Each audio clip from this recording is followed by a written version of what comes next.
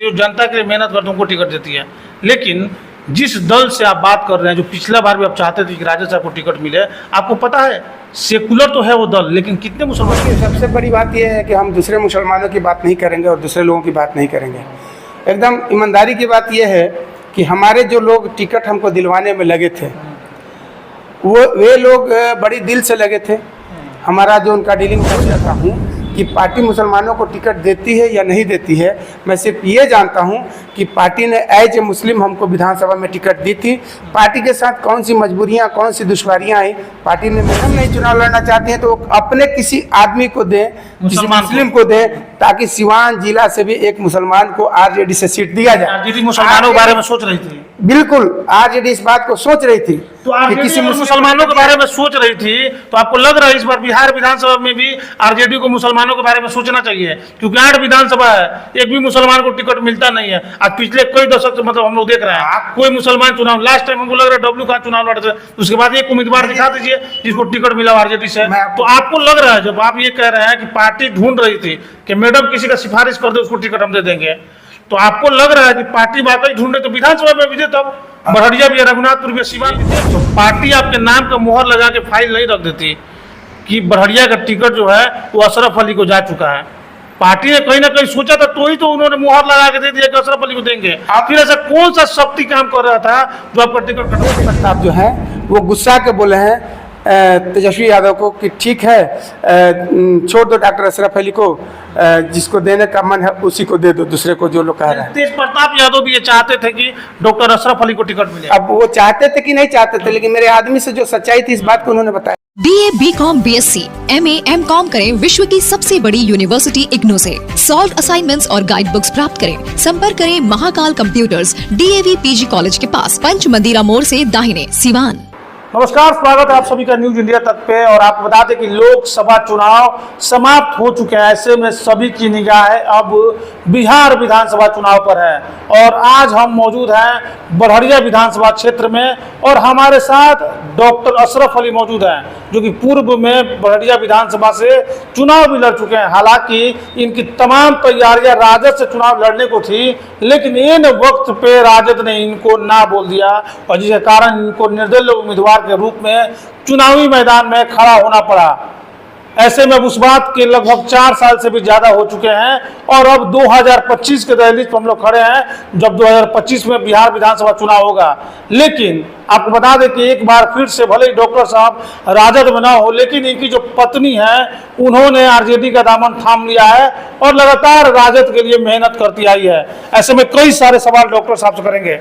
Doctor साहब, सबसे पहला सवाल, आपकी पत्नी ने राजद का दामन थाम लिया है, पिछले बार राजद से बगावत करके आपने निर्दलीय चुनाव लड़ा, इस बार क्या उम्मीदें हैं? सबसे पहले तो हम आपके न्यूज इंडिया तक के चैनल के माध्यम से जो हमारे दर्शक हैं उनको मैं बहुत बहुत आशीर्वाद, धन्यवाद देना चाहता हूं, उनका स्वागत करना चाहता हूं और आपका भी स्वागत है। देखिए, आप जो राजद की बात करते हैं तो हम सबसे पहले ये बताना चाहते हैं कि हम लोग जो कार्य करते हैं जनता के बीच में करते हैं, जनता के लिए करते हैं और हमारे साथ जो कुछ भी होता है वो जनता के द्वारा होता है। तो हमने जनता के लिए, जनता के बीच में और जनता के द्वारा ही सब कुछ करते हैं। भले ही हम राजद के हाथ को थामे हैं, वो एक अलग मायने रखता है। और राजद की भी बात करते हैं तो पार्टी भी हमेशा इस बात को सोचती है कि वो जनता के लिए और जनता के द्वारा ही रहे और किसी दूसरे ग्राउंड पर नहीं जाना चाहती है पार्टी। मतलब पार्टी भी ऐसे लोगों को पसंद करती है जो जनता के लिए मेहनत करते हैं, उनको टिकट देती है।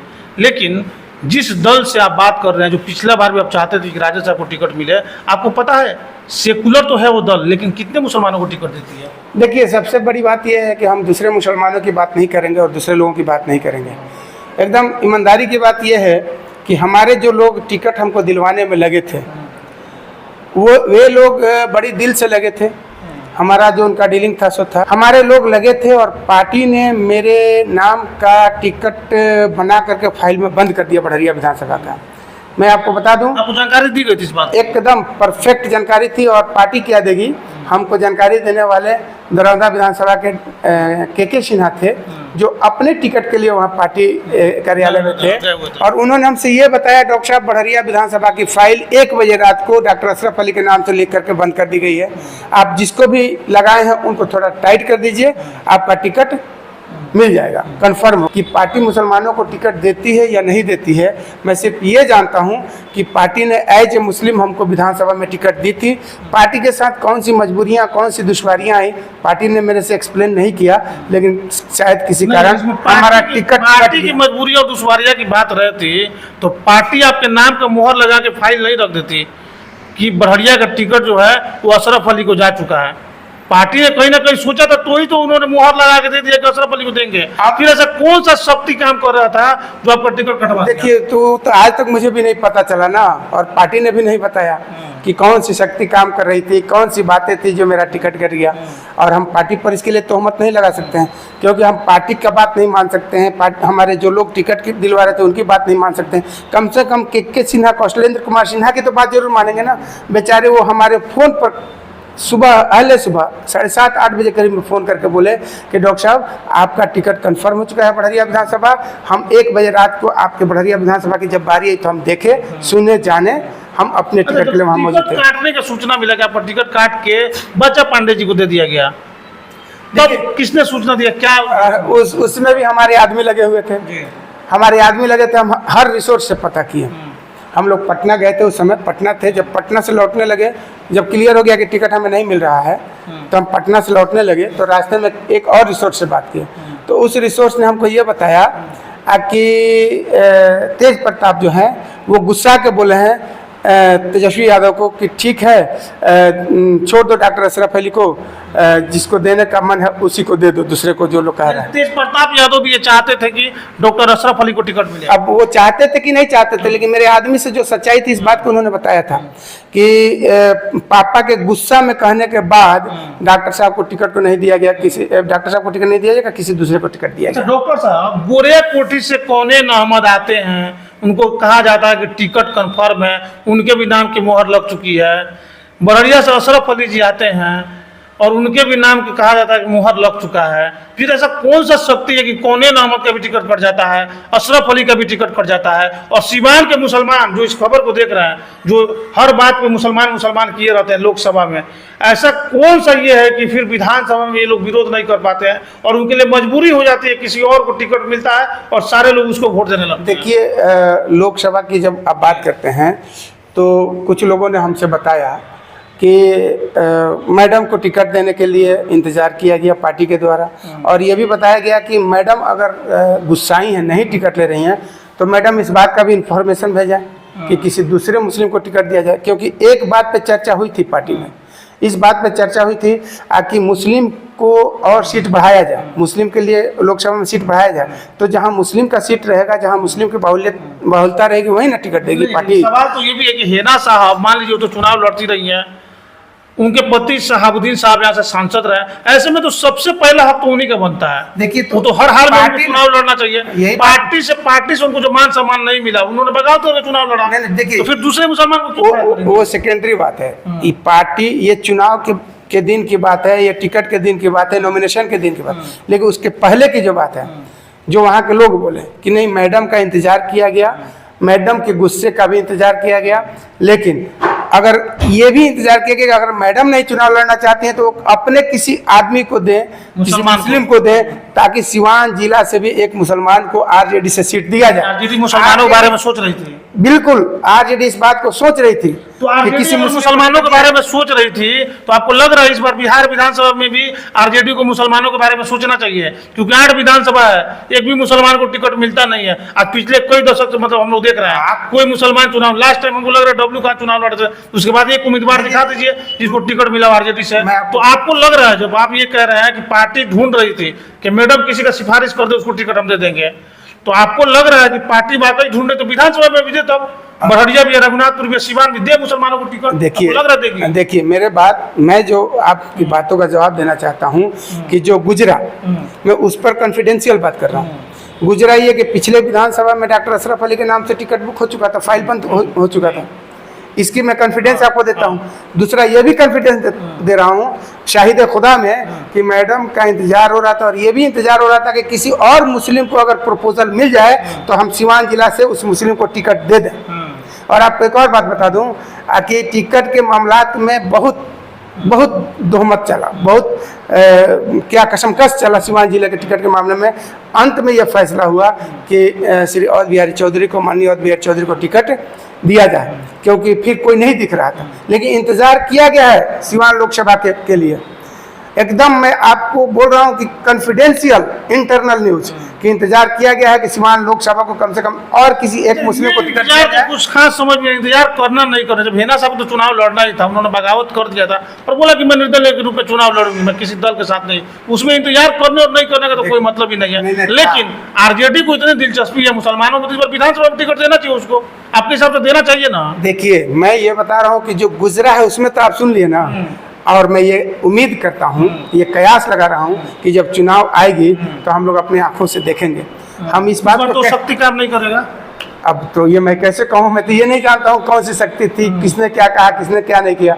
लेकिन मैं एक कयास लगा रहा हूँ कि हो सकता है कि इस बार भी मैं बढ़िया विधानसभा से डॉक्टर अशरफ अली के लिए टिकट बुक हो बढ़िया का। आपको लग रहा है ना कि सीमान में बगावत के बिगुल फूक चुके हैं, यानी अब आरजेडी को अगर वाकई सेकुलरिज्म की बात करती है तो मुसलमानों को टिकट देना पड़ेगा। चाहे नीतीश कुमार सेकुलरिज्म की बात करते हैं तो उनको भी मुसलमानों को टिकट देना पड़ेगा। अगर सेकुलरिज्म की बात ये करते हैं तो उम्मीद बीजेपी से कीजिएगा।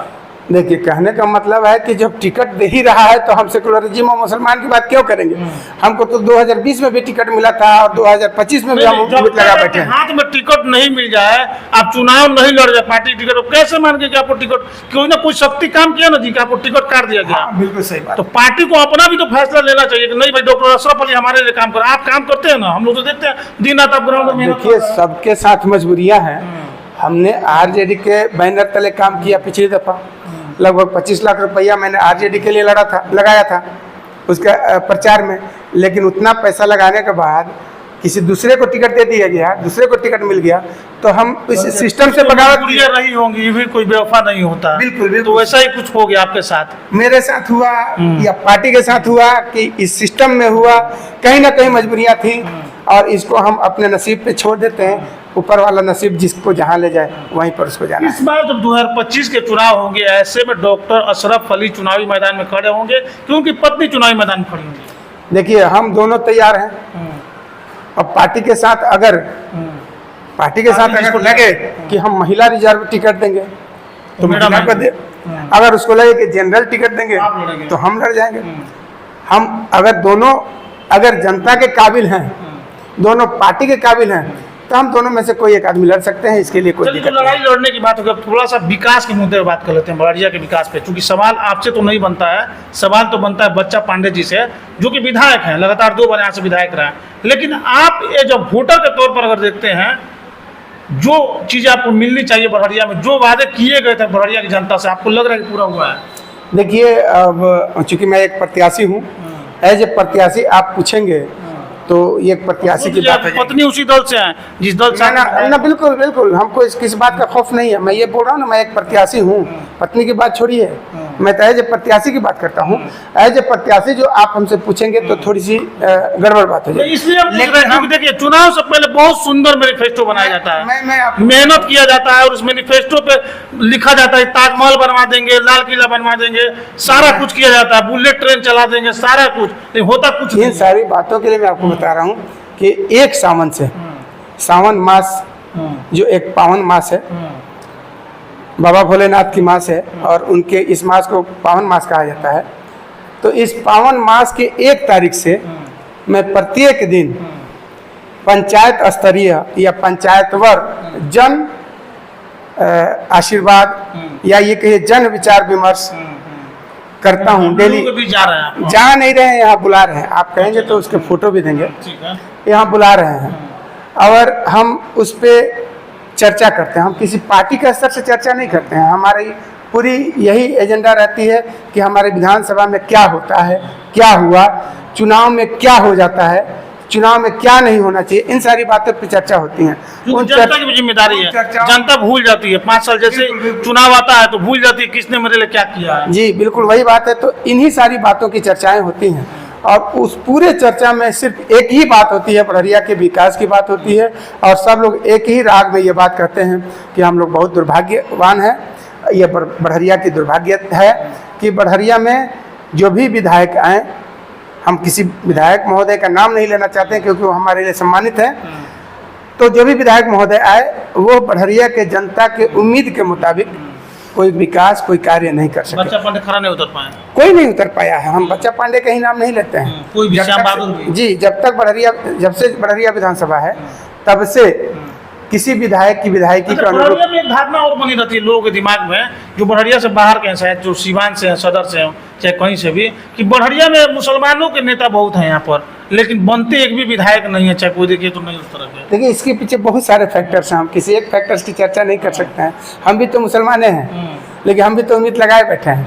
तो जो हम कर्म करते हैं जनता के बीच में, हम जनता के साथ जो कुछ भी मोहब्बत, जज्बात, रिश्ता रखते हैं, तो मुझे उस पर भरोसा है कि मेरी मोहब्बत और जज्बात के बल पे जनता हमें वोट देगी। और मेरे साथ हिंदू मुस्लिम की बात नहीं है।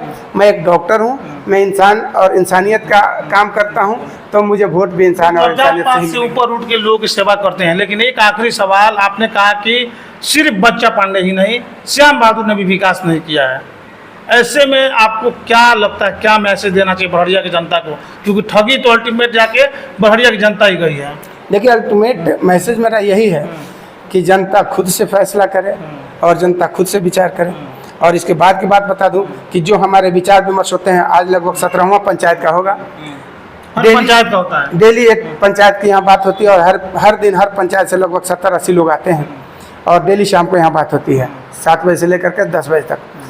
तो इसमें हर पंचायत से, 17वां पंचायत से यही मिला है हमको, 16वां पंचायत से, कि जनता बिल्कुल इस बात के लिए उत्तेजित है, उत्साहित है कि अबरी बारी हम लोग उसी को वोट देंगे जो हमारे बीच का हो, हमारे साथ का हो, जो सबके लिए हो, सबके विचार का हो, सबके सुख दर्द में रहने वाला हो। और जनता ये बिल्कुल कह चुकी है कि अब हम लोग नहीं जातिगत जाएंगे, नहीं दलगत जाएंगे, अब हम लोग व्यक्तिगत काम करेंगे, व्यक्तिगत वोट करेंगे। बिल्कुल, ये जनता सारी हर बार कहती है कि न जातिगत जाएंगे, न दलगत जाएंगे और न ही बाहर के नेताओं को चुनेंगे। लेकिन जैसे ही चुनाव नजदीक आता है, उनको ऐसे ऐसे लुभावने लालच दिए जाते हैं जिसमें भोली भाली जनता फंस जाती है और कहीं ना कहीं ऐसे लोग जीत कर चले आते हैं जिनसे लोगों की नाराजगी रहती है। ऐसा हम इसलिए कह रहे हैं कि खुद जनता, जब जनता से हम बात करते हैं तो जनता की नाराजगी, जैसे डॉक्टर साहब ने कहा कि श्याम बहादुर ने भी काम नहीं कराया, बच्चा पांडे भी नहीं काम कराया, तो फिर ऐसे कैसे आप वोट देते हैं किसी को? ये तो आपको सोचना पड़ेगा। या फिर जिस विधायक को आपने वोट दिया था, उनको विधायक बना था, 2 टर्म 3 टर्म, आपका विधायक, उन सब सवाल कीजिए कि आपने कहा था, आपने ये मैनिफेस्टो दिया था, वो मैनिफेस्टो उनके सामने पेश कीजिए।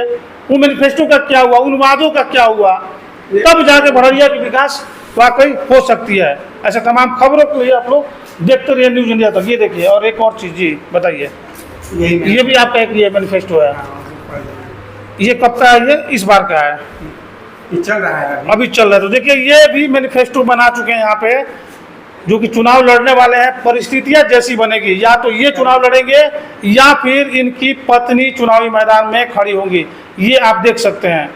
और मैनिफेस्टो का दौर है, लेकिन सवाल उन नेताओं से भी पूछिए कि पिछले बार भी आपने मैनिफेस्टो बनाया था, या फिर जो लोग पिछले बार चुनाव लड़ के चुनाव हार गए, हारने के बाद वो लोग कितने दिन जनता के साथ रहे, जनता के बीच रहे, ये भी जानना जरूरी है। ऐसे तमाम खबरों के लिए देखते रहे न्यूज़ इंडिया तक।